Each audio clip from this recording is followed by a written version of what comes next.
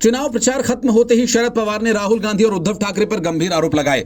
उन्होंने Dharavi redevelopment plan में बेवजह चुनावी मुद्दा बनाने की कोशिश कर रहे उद्धव ठाकरे और राहुल गांधी के बयानों को लेकर कहा, धारावी कोई मुद्दा नहीं है।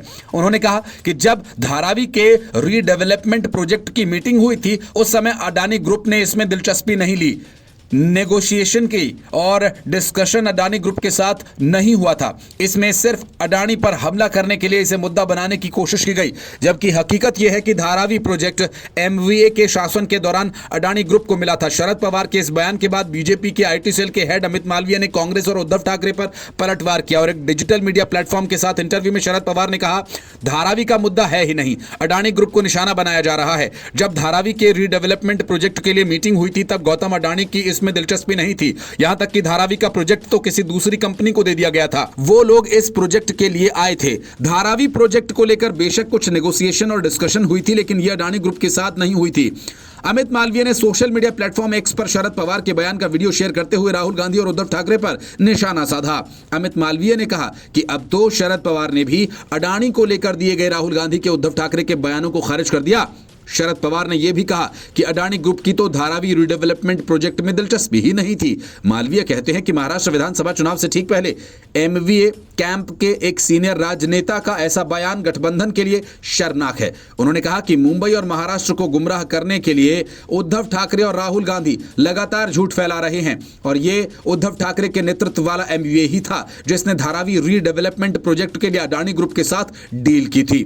अंग्रेजों के काल में बसी ये बस्ती आज एशिया की सबसे बड़ी, दुनिया की तीसरी सबसे बड़ी झुग्गी बस्ती है। 1999 में जब महाराष्ट्र में बीजेपी और शिवसेना के गठबंधन की सरकार थी तब पहली बार धारावी को रीडेवलपमेंट करने का प्रस्ताव रखा गया और इसके बाद 2003-04 में महाराष्ट्र सरकार धारावी का रीडेवलपमेंट लेकर प्लान आई और धारावी को इंटीग्रेटेड प्लान्ड टाउनशिप के रूप में रीडेवलप करने का फैसला लिया गया और प्रोजेक्ट के लिए टेंडर निकाले गए। हालांकि 2011 में सरकार ने सभी टेंडर्स कैंसिल कर दिए। इस प्रोजेक्ट के लिए लगी बोली को उद्धव ठाकरे सरकार ने 2019 में कैंसिल कर दिया था। इसके बाद महाराष्ट्र में सरकार बदली और एकनाथ शिंदे ने बीजेपी के साथ मिलकर सरकार बनाई।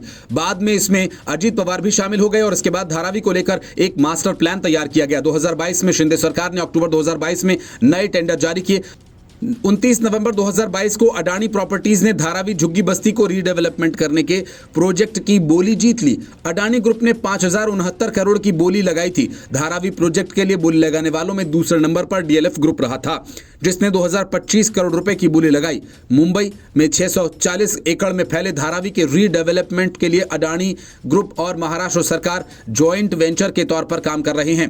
धारावी रीडेवलपमेंट प्रोजेक्ट 20,000 करोड़ रुपए का है। यहां रहने वाले लोगों को 7 साल में पक्के घरों में बसाने का टारगेट है और इस पूरे प्रोजेक्ट में 1 करोड़ वर्ग फीट से ज्यादा की जमीन आएगी। धारावी में टेनमेंट्स यानी घरों की गिनती और डिटेल्ड सर्वे करने के लिए एडिशनल फंड्स का यूज किया जा रहा है जो मार्च 2025 तक पूरा होने की उम्मीद है। ज्ञानवापी मस्जिद के बाद जामा मस्जिद को लेकर विवाद गहराता जा रहा है। दावा किया जा रहा है कि जामा मस्जिद हरिहर मंदिर था जिसे अतीत में तोड़कर जामा मस्जिद का रूप दे दिया गया। यह जामा मस्जिद उत्तर प्रदेश के संभल में है और इसे लेकर वकील विष्णु शंकर जैन से कोर्ट में डालकर याचिका दावा किया गया कि जामा मस्जिद के नाम पर पहचाने जाने वाला यह स्थल पहले एक हिंदू मंदिर था जिसे अतिक्रमणकारी बाबर ने 1529 में तोड़कर मस्जिद में बदल दिया था। इस याचिका में कोर्ट से मस्जिद का सर्वेक्षण कराए जाने की मांग की गई थी। मामले की सुनवाई के बाद अदालत ने एडवोकेट कमिश्नर द्वारा सर्वे के आदेश दिए। विष्णु शंकर जैन ने अपने एक्स हैंडल पर कोर्ट के फैसले का साझा करते हुए बताया, उनके द्वारा दायर याचिका पर अदालत ने सर्वेक्षण का आदेश जारी कर दिया और याचिका में उन्होंने दावा किया कि यह स्थल प्राचीन काल में हरिहर मंदिर के नाम से जाना जाता था। विष्णु शंकर ने कहा कि 1529 में बाबर ने उस स्थान को तोड़कर मस्जिद बनवाई थी और इसी पोस्ट में उन्होंने हिंदुओं की आस्था का जिक्र करते हुए कहा कि उनकी मान्यता है कि उस स्थान पर भविष्य में कल्कि भगवान अवतार लेंगे। विष्णु शंकर जैन ने बाबर को एक क्रूर आक्रमणकारी बताते हुए कहा कि उन्होंने ऐतिहासिक साक्ष्यों और हिंदुओं की आस्थाओं के आधार पर यह याचिका दाखिल की है। उत्तर प्रदेश सरकार, भारत सरकार, पुरातत्व विभाग, संभल के जिलाधिकारी और जामा मस्जिद कमेटी को इस मामले में पक्षकार बनाया गया। याचिकाकर्ता ने मस्जिद के तौर पर इस स्थान के उपयोग पर आपत्ति जताई क्योंकि ये एएसआई द्वारा संरक्षित स्थल है। उनका दावा है कि हरिहर मंदिर को वर्तमान समय में गलत ढंग से मस्जिद के रूप में प्रयोग किया जा रहा है। याचिका में उन्होंने कोर्ट से मांग की है कि भारतीय सिविल प्रक्रिया संहिता के आदेश 26 के नियम 9 और 10 के तहत एडवोकेट कमिश्नर नियुक्त कर विवादित स्थल का सर्वे करवाया जाए। कोर्ट ने मांग को स्वीकार करते हुए सर्वेक्षण के लिए एडवोकेट कमिश्नर नियुक्त कर दिया। विष्णु शंकर जैन ने कहा कि वो अदालत के इस आदेश का जल्द से जल्द पालन सुनिश्चित करवाने के लिए आवश्यक कदम उठाएंगे। उन्होंने याचिका में आग्रह किया कि विवादित स्थल को मस्जिद के रूप में इस्तेमाल करने से रोक लगाई जाए। उनका यह कहना है कि यह स्थल हिंदू आस्था और इतिहास से जुड़ा हुआ है और इसका उपयोग किसी धार्मिक विवाद का कारण नहीं बनना चाहिए। इस फैसले के बाद से यह मामला न केवल कानूनी बल्कि धार्मिक और सांस्कृतिक स्तर पर भी चर्चा का विषय बन गया है। Bureau report, news of India. Maharashtra विधानसभा चुनाव के कुछ घंटों पहले बिटकॉइन क्रिप्टो करेंसी घोटाला ने देश की सियासत को हिलाकर रख दिया। इस मामले के सामने आने के बाद अब नाना पटोले चुप्पी साध गए और कांग्रेस बैकफुट पर आ गई, तो दूसरी तरफ सुप्रिया सुले के बचाव में शरद पवार और संजय राउत ने मोर्चा संभाला। असल में पूर्व आईपीएस अधिकारी रविंद्रनाथ पाटिल ने आरोप लगाया कि सुप्रिया सुले और महाराष्ट्र कांग्रेस अध्यक्ष नाना पटोले क्रिप्टो करेंसी घोटाला मामले में शामिल हैं। उन्होंने दोनों नेताओं पर चुनाव प्रचार के लिए बिटकॉइन हेरफेर का इस्तेमाल करने का आरोप लगाया। पूर्व आईपीएस अधिकारी ने यह भी आरोप लगाया कि क्रिप्टो करेंसी डीलिंग से प्राप्त नकदी का उपयोग महाराष्ट्र में वर्तमान चुनाव अभियान में किया जा रहा है। उन्होंने कहा कि 2024 में लोकसभा चुनाव के दौरान भी इसी तरह की हेराफेरी की गई। उनके इस खुलासे के बाद राजनीति गर्मा गई। इन सब के बीच अजीत पवार ने बड़ा धमाका कर दिया। महाराष्ट्र के उप मुख्यमंत्री अजीत पवार ने बिटकॉइन मामले में कहा, वायरल वीडियो में उनकी बहन की आवाज थी, क्योंकि वो उनकी आवाज से ही समझ गए थे। उन्होंने कहा कि सुप्रिया सुले उनकी बहन है। नाना पटोले के साथ उन्होंने काफी समय तक काम किया और ऐसे में उनकी बात करने के स्टाइल और टोन से वो समझ गए कि दोनों ही की आवाज है। वहीं सुले ने इस पर पलटवार करते हुए कहा कि अजीत पवार हैं और वो कुछ भी कह सकते हैं। अजीत पवार ने कहा कि जो भी ऑडियो क्लिप दिखाई जा रही है, मैं बस इतना जानता हूं, मैंने उन दोनों के साथ काम किया। उनमें से एक मेरी बहन है और दूसरी वो जिसके साथ मैंने बहुत काम किया। ऑडियो क्लिप में उनकी आवाज है, मैं उनके स्वर से समझ सकता हूं। जांच की जाएगी और सब कुछ स्पष्ट हो जाएगा। इसके पहले रविंद्रनाथ पाटिल ने कहा कि 2018 के बिटकॉइन क्रिप्टो करेंसी घोटाला में फॉरेंसिक ऑडिट के लिए मेरी कंपनी KPMG को अपॉइंट किया गया था, उसको मैंने लीड किया था। साल 2022 में मुझे उसी केस के आरोप में गिरफ्तार कर लिया गया था। मैंने 14 महीने जेल में बिताए और इस दौरान ये पता लगाने की कोशिश कर रहे थे कि उन्हें क्यों फंसाया गया। रविंद्रनाथ ने कहा कि उनके सहयोगियों ने तथ्यों तक पहुंचने के लिए काम करना जारी रखा। आखिरकार उन्हें चौंकाने वाले तथ्य मिले। मामले में एक प्रमुख गवाह, एक ऑडिट फर्म के कर्मचारी गौरव मेहता ने पिछले कुछ दिनों में उनसे कई बार संपर्क किया था। जब पाटिल ने जवाब दिया तो मेहता ने 2018 की क्रिप्टो करेंसी धोखाधड़ी जांच के बारे में जानकारी साझा की। मेहता ने आरोप लगाया कि क्रिप्टो करेंसी व्यापारी अमित भारद्वाज की गिरफ्तारी के दौरान बिटकॉइन युक्त एक हार्डवेयर वॉलेट जब्त किया गया था। पाटिल ने बताया कि मेहता ने सोशल मीडिया ऐप सिग्नल पर कई वॉइस रिकॉर्डिंग्स भेजी। इनमें सुप्रिया सुले के संदेश भी शामिल हैं, जिसमें बिटकॉइन के बदले नकदी मांगी गई थी। ऑडियो रिकॉर्डिंग में सुले ने कथित तौर पर मेहता को आश्वासन दिया कि जांच के बारे में चिंता करने की कोई जरूरत नहीं, क्योंकि वे सत्ता में आने के बावजूद इसे संभाल लेंगे। एक अन्य रिकॉर्डिंग में कथित तौर पर नाना पटोले को नकदी लेन देन के देरी के बारे में पूछताछ करते हुए सुना गया। बारामती सांसद और शरद पवार की बेटी सुप्रिया सुले ने कहा, कल शाम को मुझे मीडिया से यह पता चला। मुझे जब इसकी जानकारी हुई तो मैं खुद हैरान थी। मैंने सबसे पहले पुणे पुलिस कमिश्नर को फोन किया और मैंने कहा कि यह फेक है और मुझे इसके खिलाफ शिकायत करनी है। मैंने साइबर क्राइम में शिकायत की और सारे वॉइस रिकॉर्डिंग्स फेक हैं, झूठे हैं। बीजेपी प्रवक्ता सुधांशु त्रिवेदी ने प्रेस कॉन्फ्रेंस कर और मेरे ऊपर आरोप लगाए। मैंने सुबह सुधांशु त्रिवेदी को एक क्रिमिनल मानहानि का नोटिस भेजा है। Bureau report, news of India. Arvind Kejriwal के लिए दिल्ली विधानसभा के चुनाव करो या मरो जैसे हैं, लेकिन इस मुश्किल वक्त में आम आदमी पार्टी के नेता ही अरविंद केजरीवाल को लगातार झटके दे रहे हैं। और जैसा कि इस बात का अंदाजा केजरीवाल को भी है कि कई नेता एग्जिट गेट के पास खड़े हैं। अब जबकि अरविंद केजरीवाल और उनके सबसे करीबी साथी मनीष सिसोदिया और संजय सिंह जैसे नेता दिल्ली शराब घोटाला मामले में फंसे हैं, ऐसे में नेताओं का छोड़कर जाना गंभीर मामला है। सांसद संजय सिंह गिरफ्तार अरविंद केजरीवाल से पहले जरूर हुए थे, लेकिन जेल से छूटकर भी पहले ही चले आए थे और उनकी रिहाई राजनीति में दिलचस्पी रखने वालों के लिए काफी अचरज भरी थी, क्योंकि अभी ये नौबत नहीं आई है कि संजय सिंह की निष्ठा को भी स्वाति मालीवाल की तरह आम आदमी पार्टी कटघरे में खड़ा कर दिया और वैसी कोई सार्वजनिक दुर्भावना भी प्रदर्शित नहीं की गई है, जैसी कैलाश गहलोत के प्रति काफी दिनों से महसूस की जा रही थी। सवाल तो राघव चड्ढा को लेकर भी उठ रहे हैं। उनकी खबरें आती तो हैं, पर खबरें ये होती हैं कि उनके जन्मदिन पर परिणीति चोपड़ा ने क्या संदेश दिया, जगतगुरु शंकराचार्य कब उनके घर गए, कब वो सपरिवार गंगा आरती देखने बनारस गए, कब वे इंग्लैंड में हैं तो कब पत्नी के साथ छुट्टियां मनाने विदेश में। 1 साल से राघव चड्ढा यही सब करते दिख रहे हैं। सियासत में जितनी सक्रियता होनी चाहिए वह सिरे से गायब है। हालांकि इन दिनों जिस वक्त केजरीवाल चुनाव प्रचार कर रहे हैं, संजय सिंह भी काफी ढीले ढीले दिखाई दे रहे हैं। इन दोनों की तरफ से भी कोई जख्म केजरीवाल को लगे तो किसी को आश्चर्य नहीं होगा। कैलाश गहलोत तो ताजा तरीन जख्म है और वैसा ही घाव राजकुमार चौहान भी दे चुके हैं। लेकिन स्वाति मालीवाल के मामले को तो खुद अरविंद केजरीवाल ने ही मिस हैंडल किया।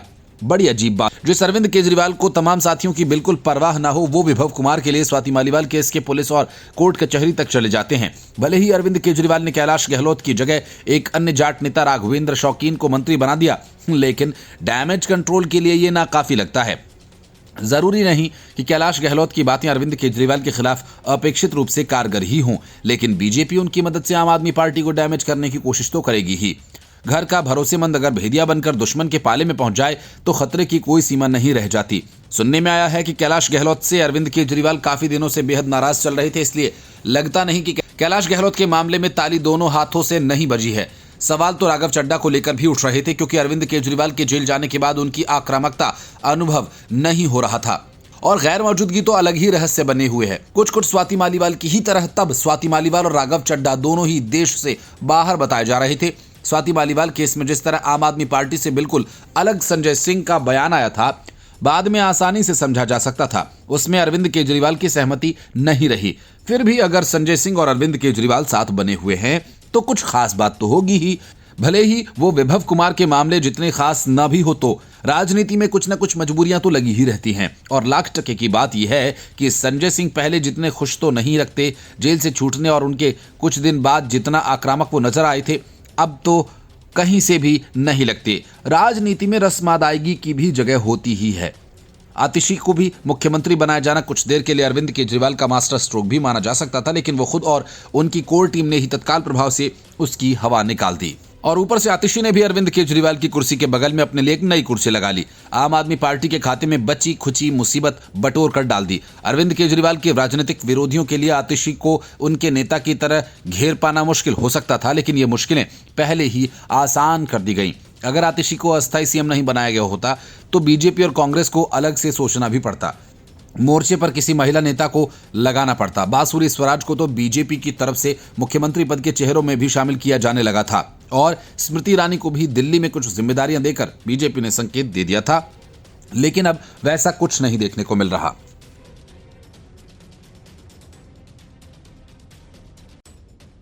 अरविंद केजरीवाल ने अय्याशी की सारी हदें पार कर दी। देश में अब तक ऐसा कोई नेता नहीं हुआ कि जिसने अपने सरकारी आवास को इतना लग्जूरियस बनाया हो। ताजा मामला भी केजरीवाल के शीश महल से जुड़ा है, जिसे बनाने में केजरीवाल ने अवैध तरीके से दिल्ली के खजाने को करीब 52 करोड़ का चूना लगाया और भेद खुलने के बाद पूरे मामले को हर कीमत पर दबाने की कोशिश की। बीजेपी ने अब बाकायदा शीश महल के एक वीडियो को भी जारी कर दिया, जिसमें साफ देखा जा सकता है कि शीश महल के वॉश बेसिन और कमोड पर सोने की परतें चढ़ी हुई हैं, जिसे केजरीवाल घर खाली करते वक्त अपने साथ ले गए। केजरीवाल पर 12 कमोड की चोरी का भी आरोप लगा। गोल्ड प्लेटेड वॉश बेसिन और कमोड की तस्वीरें बीजेपी के प्रदेश अध्यक्ष वीरेंद्र सचदेवा ने जारी की। दिल्ली विधानसभा में नेता प्रतिपक्ष विजेंद्र गुप्ता ने मुख्यमंत्री आवास में खर्च को लेकर अरविंद केजरीवाल पर भ्रष्टाचार का आरोप लगाते हुए सवाल पूछा और इसे लेकर उन्होंने एक्स पर एक वीडियो भी शेयर किया। साथ ही बृहस्पतिवार को फिरोज शाह रोड स्थित केजरीवाल के घर का घेराव करने की बात कही। उन्होंने एक्स पर लिखा, केजरीवाल के शीश महल पर नए खुलासे। पीडब्ल्यूडी के दस्तावेज बताते हैं अप्रैल 2022 के बाद वहां कोई काम नहीं हुआ, तो फिर शीश महल में बाद में लगी बेशुमार सुविधाएं कहां से आईं?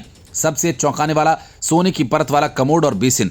केजरीवाल इसे शीश महल खाली करते समय साथ ले गए। आखिर क्यों? क्या ये सबूत मिटाने की कोशिश थी? केजरीवाल जवाब दो। उन्होंने आगे कहा कि अरविंद केजरीवाल कच्चा ईमानदार होने का ढोंग करते हैं, लेकिन वो सबसे बड़े भ्रष्टाचारी हैं। पीडब्ल्यूडी के दस्तावेजों से खुलासा हुआ कि अप्रैल 2022 के बाद केजरीवाल के शीश महल पर कोई काम नहीं हुआ। फिर ये सवाल उठता है कि 2024 तक इसमें करोड़ों रुपए के महंगे सामान कैसे आ गए? इसी क्रम में दिल्ली भाजपा प्रदेश अध्यक्ष वीरेंद्र सचदेवा ने प्रेस कॉन्फ्रेंस कर अरविंद केजरीवाल पर हमला बोलते हुए सीएम आवास के बारे में सवाल पूछे हैं। उन्होंने कहा कि पीडब्ल्यूडी ने उन्हें जिस सामान के साथ शीश महल हैंडओवर किया था, उसके अतिरिक्त अय्याशी का सामान सीएम आवास में कहां से आया? केजरीवाल के शीश महल से वॉश बेसिन और गोल्ड प्लेटेड टॉयलेट सीट ऐसी 12 सीट्स गायब है। यह है केजरीवाल का चरित्र। दिल्ली के लोगों की गाढ़ी कमाई को खा जाने वाला ये है दिल्ली का लाल। वीरेंद्र सचदेवा ने आरोप लगाते हुए कहा कि ये पैसा हलाल का नहीं है, ये दलाल का पैसा है, ये दिल्ली की जनता से गद्दारी करके कमाया गया पैसा है, जिसे आपने अपनी सुख सुविधाओं पर खर्च किया। दिल्ली की जनता इसका हिसाब मांग रही है। बीजेपी के कार्यकर्ता इस काले धन का हिसाब मांगेंगे। कल से बीजेपी अरविंद केजरीवाल के घर का घेराव करेगी। अब तक हर आरोप का जवाब देने वाले अरविंद केजरीवाल ने कभी शीश महल को लेकर लग रहे आरोपों पर कोई सफाई नहीं दी और न ही उनकी पार्टी के किसी नेता ने कुछ कहा है। जबकि हर छोटी छोटी बात पर प्रेस कॉन्फ्रेंस करना और बीजेपी पर अक्सर झूठे आरोप लगाना ये केजरीवाल की आदत है। लेकिन शीश महल का नाम सुनकर पूरी पार्टी चुप्पी साध लेती है, तो ऐसे में संदेह और गहरा हो जाता है। कोई बात तो है जिसे छिपाने की कोशिश अब तक की जा रही है। हालात यह है कि शीश महल एक तरह से चुनावी मुद्दा बन चुका है और इस पर आम आदमी पार्टी की खामोशी आश्चर्यजनक है। Bureau report, news of India.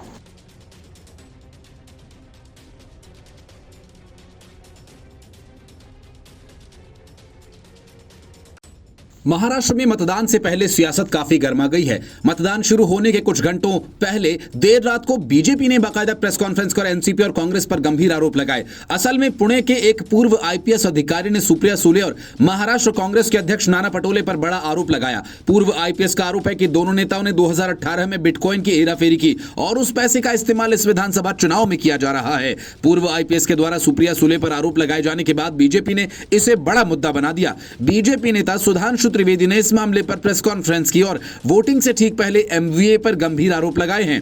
उन्होंने कांग्रेस से सवाल किया कि क्या वे बिटकॉइन के किसी ट्रांजैक्शन में शामिल हैं और इसके अलावा बीजेपी नेता ने सुप्रिया सुले और नाना पटोले पर भी आरोप लगाया।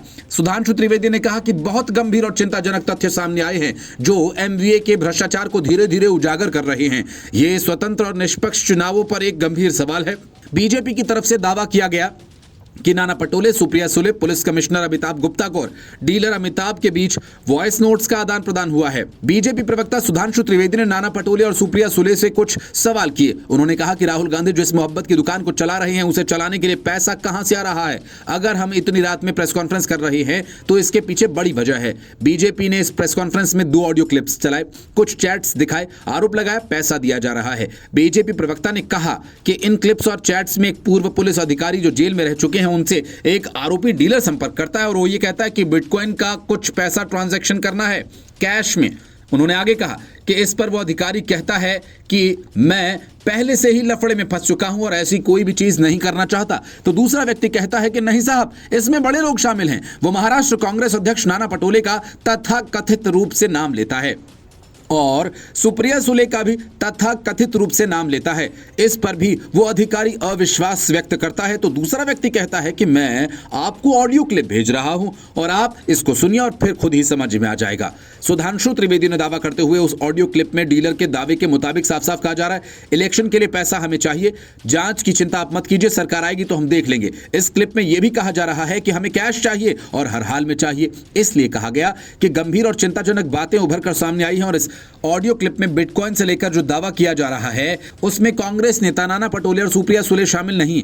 वो लीगल कंस्ट्रक्शन है या गैर कानूनी? क्या गौरव मेहता और गुप्ता नाम के व्यक्ति से आप लोगों का कोई संबंध है या नहीं? संपर्क कभी हुआ है या नहीं? इस तरह का कोई संवाद गौरव मेहता या गुप्ता नाम के व्यक्ति से हुआ है या नहीं? सिर्फ रस्म अदायगी के ट्वीट से काम नहीं चलने वाला, आपको बताना होगा ये आपकी आवाज है या नहीं। इसमें बिग पीपल शब्द जो कहा गया वो बड़े लोग कौन हैं? इस मामले पर प्रतिक्रिया व्यक्त करते हुए सुप्रिया सुले ने एक्स पर पोस्ट में सुधांशु त्रिवेदी को टैग करते हुए लिखा, ये भयावह है। सुधांशु त्रिवेदी ने इस तरह के निराधार आरोप लगाए हैं, फिर भी आश्चर्यजनक नहीं है क्योंकि चुनाव से ठीक एक रात पहले झूठी सूचना फैलाने का स्पष्ट मामला है। मेरे वकील सुधांशु त्रिवेदी के खिलाफ आम जनता को धोखा देने के इरादे से सरासर झूठा आरोप लगाने के लिए आपराधिक और दीवानी मानहानि का नोटिस जारी करेंगे। एक अन्य एक्स पोस्ट में उन्होंने लिखा कि मैं सुधांशु त्रिवेदी की ओर से मुझ पर लगाए गए सभी आरोपों का खंडन करती हूं और ये सब अटकलें भ्रम हैं। मैं बीजेपी के किसी भी नेता के साथ उनकी ओर से पसंद किए गए समय और तारीख पर सार्वजनिक मंच पर बहस करने के लिए तैयार हूं। महाराष्ट्र कांग्रेस के मीडिया प्रमुख अतुल लोंढे ने कहा कि बीजेपी का पैसा पकड़ा गया, बीजेपी से जनता नाराज है इसलिए झूठी ऑडियो क्लिप जारी की गई।